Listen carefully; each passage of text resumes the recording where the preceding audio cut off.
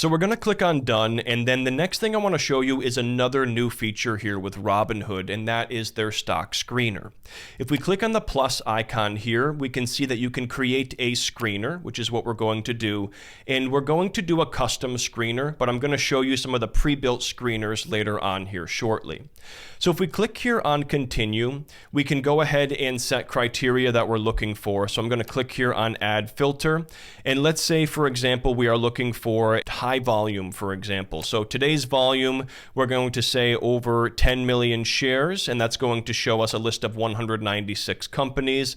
And then let's add some further criteria. Let's say, for example, we're looking for a market cap here of small cap stocks. So these are going to be small companies with a very high trading volume.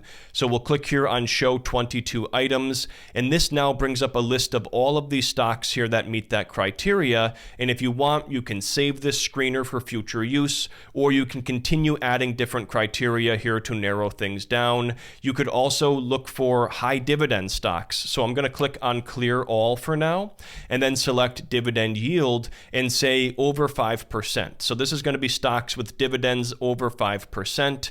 And then if we want to add another criteria here and say, okay, we're looking for ones that have had a monthly percentage change where the price is up more than 5%.